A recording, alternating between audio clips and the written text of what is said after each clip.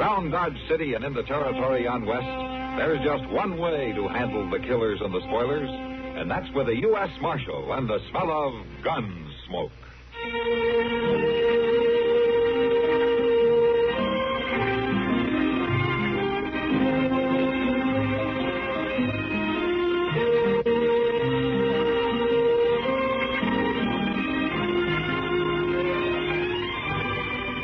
Gunsmoke, starring William Conrad.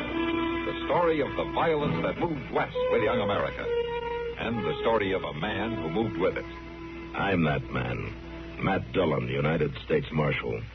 The first man they look for and the last they want to meet. It's a chancy job, and it makes a man watchful. And a little lonely.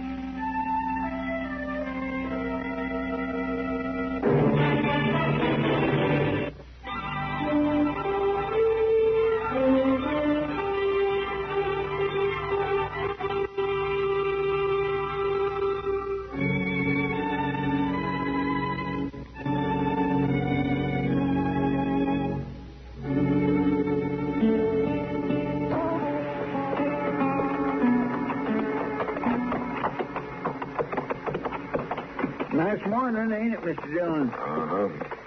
For this time of year, you just couldn't ask for no better weather.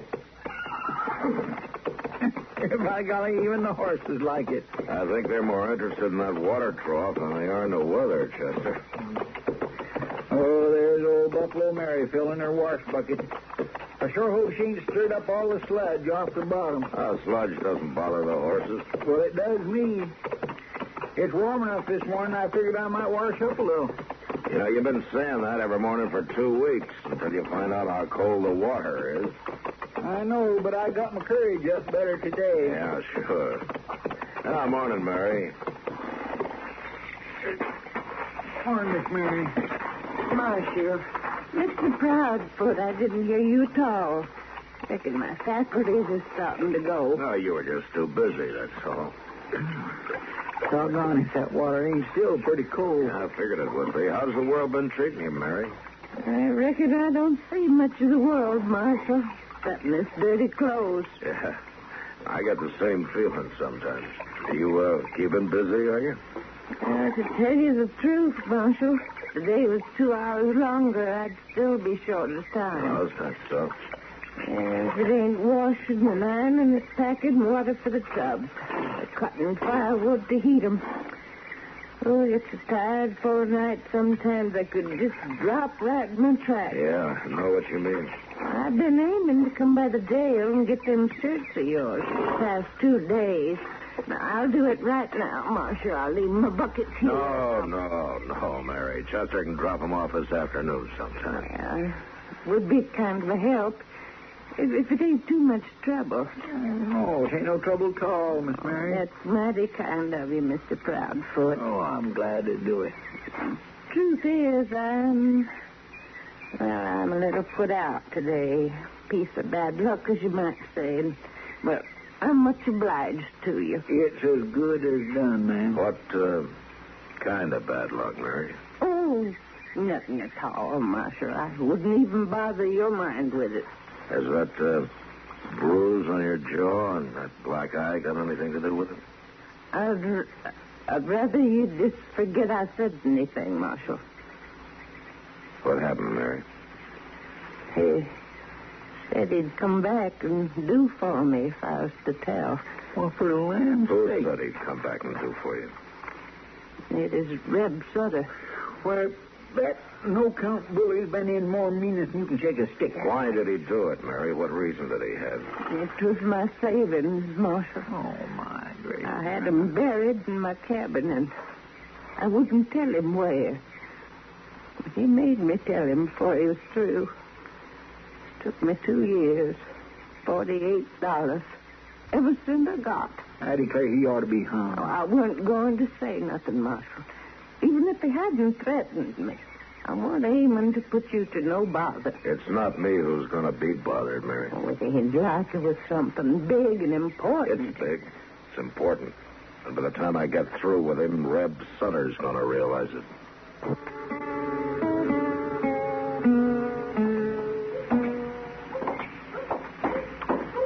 fella sure has a doggonedest luck, Mr. Dillon. We'll find him.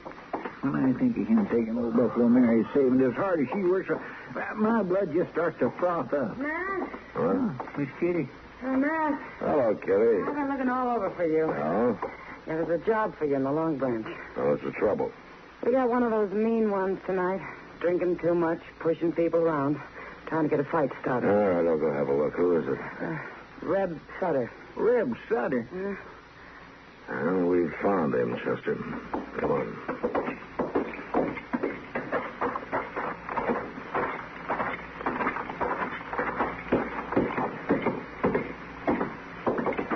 Oh, Yeller, that's what's the matter with you. That's him, all right. I just stood up here and told you all I can whip any man in this room.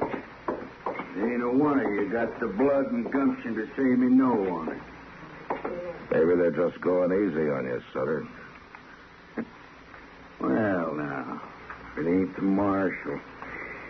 Some lily liver come after you, I reckon. Matter of fact, I came after you. Law against talking, is there? There's a law against beating people up and stealing their life savings. She's a liar. I wasn't even near there last night, and if she says it... She? What do you mean, she? Who says, Sutter? Near where? I didn't mention any details. I don't know nothing about it. Well, maybe it'll come to you. You're under arrest. Now put out your wrists. I reckon I could put handcuffs on a man, too, if I was wearing a gun and he wasn't. You've always played it safe that way, haven't you, Sutter? Never wearing a gun. If you had somebody that killed you a long time ago. Ain't nobody got much taste for going at it my way, though, I notice. Well, maybe it's time somebody didn't. I offered, Marshal. Nobody took. That's all.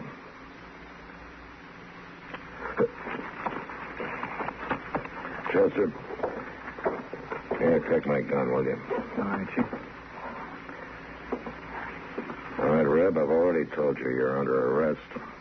I heard you. And I'm going to put these handcuffs on you one way or the other. I ain't never been handcuffed yet, Marshal. I don't reckon I'm starting tonight. Uh-huh. Chester, Yes, sir. hold these handcuffs for a couple of minutes, huh? Yes, sir. You're a dang fool, Marshal, if you think you're...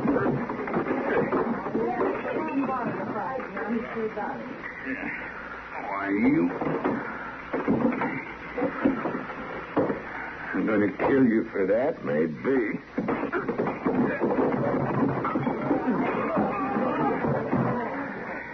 Now, you can stop at any time, Sutter. By just sticking out your wrists. I'll break every bone in your body. Any time, Sutter, one way or the other. You're wearing those cuffs to jail tonight. Oh, no, I ain't.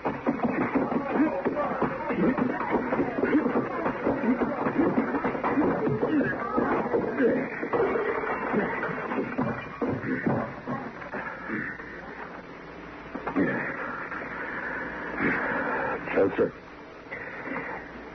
give me the handcuffs.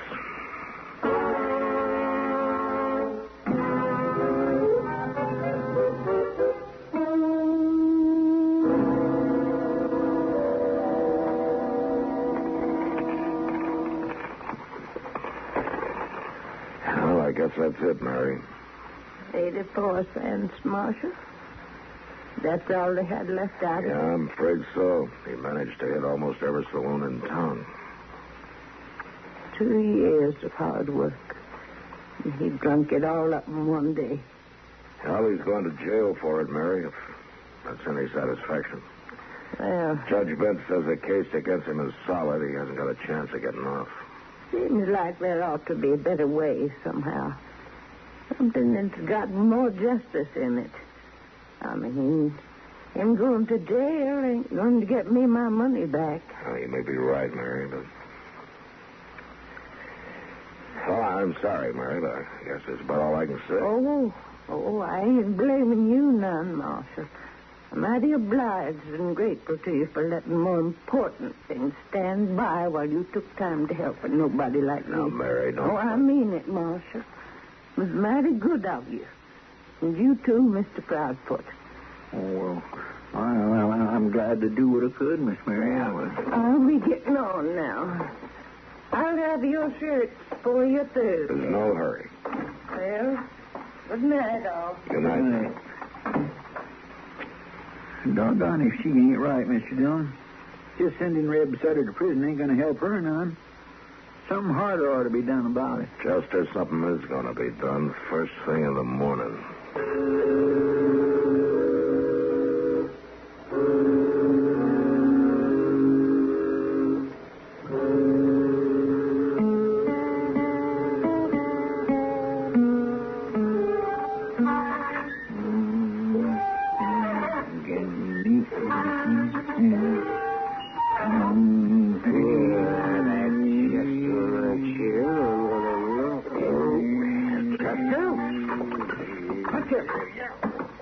What is the matter with you, Doc? Oh, honest, if you squeak that confounded chair one more time, so help me, I'm just... You mean like this? Got a blast? Oh, darn you, Chester. You mean a little noise like that's enough to get you all pecky? A little old noise like that's enough for me to cut your throat if you keep it up. You've got bad nerves, Doc. Old Chief Thunderbolt makes up a kind of a tonic. They say it's supposed to cure that. Oh, Chief Thunderbolt doesn't know any more about medicine than you. A bad nerves and a tonic. A lot of people gets it from him and takes it regular. And a lot of people are fools, too. I don't know. They claim it does them good. Oh, Chester, my nerves are all right, and that tonic of Thunderbolts is 60% hogwash and 60% rot-gut whiskey. Well, now, look here, you can't have no 120% or nothing. I can have 100,000% if I want to. Chester, well, I'm just shifting my weight, Doc. Then don't shift it. Leave it where it is. Folks who take that tonic regular don't stir up no big ruckus just 'cause somebody happens to lean back in their chair once in a while. Folks who take that tonic are dead from the neck up before they take it and from the neck down after. Oh, how are you, Doc? Anything out of the ordinary, Chester? No, sir. Not a thing, Mr. Dillon. Except I was beginning to figure you was going to spend the whole day over there at Judge Bent. What are you up to now, man? Just playing fast and loose with the law, are you? No, not according to the way the judge sees it. Chester, you'll get Reb Sutter out of his cell, will you? Yes, sir. Oh, Chester. Oh, Doc, the man can't get out of the chair without squeaking his thumb, can he? I swear I never sees it. The gall done to do or a picky on his little old noise. Oh, that boy. Thunderbolt tonic. Bad nerves. Oh. You, kind of on the prod today? I am not on the prod. You know, sometimes a person's blood gets thick during the wintertime, and come spring, he needs a good tonic. Matt, Yeah. I'm getting up out of this chair, Matt. I'm going to walk slowly and carefully to the door. I'm not going to lose my temper. I'm going to keep my voice down. I'm going to open the door, step outside, and say goodbye. Goodbye, Doc. Did the doctor leave? Yeah, he just left.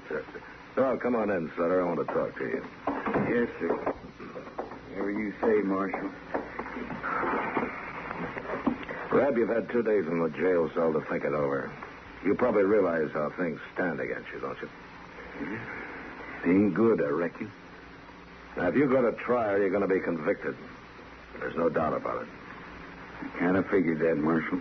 The least sentence you'll get off with is 2 years, and it may run to, 5 to 7. Unless we can work something out. What do you mean? Now, sending you to the penitentiary will satisfy the law, but it won't help Buffalo Mary very much. Now, you stole $48 from her, and you spent it. Well, can't pay it back to her, Marshal. I ain't got 1 red cent in my name. I know that. But you have got a good, strong back, though. What's that got to do with it? Judge Bent can postpone your trial and leave you in my custody for the time being. What are you saying, Marshal? Now, if you agree, we can work it out this way. First thing every morning, you'll pack enough water over to Mary's place to run her for the day. And then you'll spend the rest of the day cutting firewood and stacking it behind her cabin. Now, you'll sleep in your cell and you'll be fed at the jail table. How does it sound to you? How long did I have to do it, Marshal? Well, let's say until everybody agrees that you've done enough. What happens then? If you stick to it and play square, the case will be dismissed. Yeah, but now, Mr. Dillon, if you turn him out to pack water and carry wood, he'll run off. I don't think he will, Chester. You're right, Marshal. I ain't gonna run away. You see, I've been doing a lot of thinking these last 2 days. It ain't nice to know the only reason people know your name is because you beat up an old woman. There's other things, too, Marshal. I don't have to tell you that. Oh, what do you say? Where's the woodpile?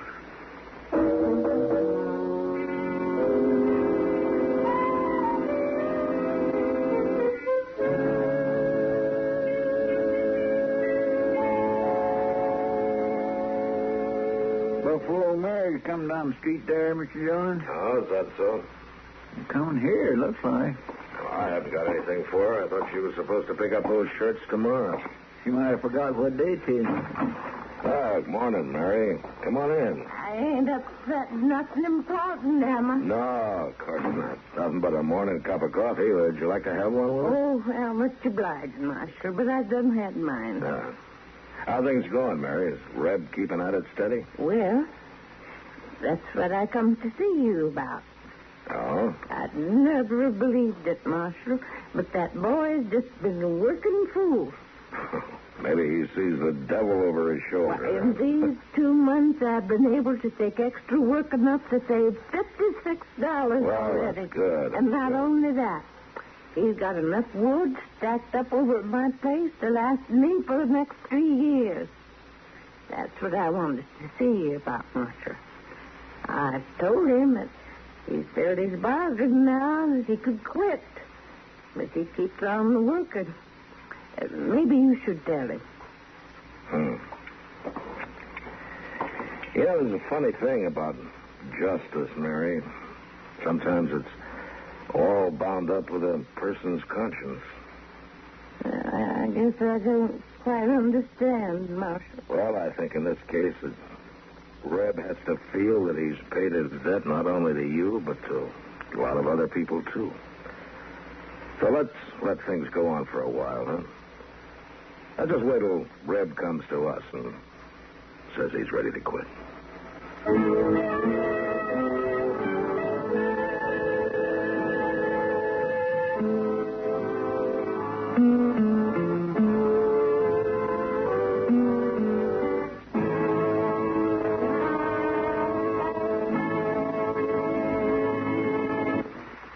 You know, frontier cattlemen felt a kind of sympathy for a cow whose calf strayed away, got lost, and in trouble.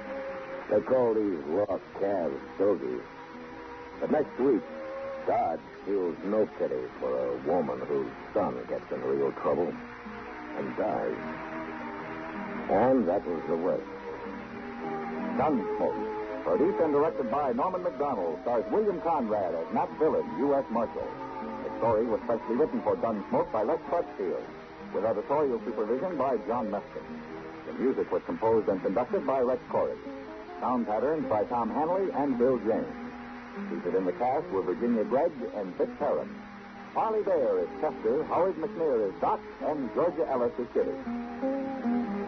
Join us again next week for another story of the Western frontier, when Matt Dillon, Chester Proudfoot, Doc, and Kitty, together with all the other hard-living citizens of Dodge, will be with you once more. It's America growing west in the 1870s. It's Gunsmoke over the CBS Radio.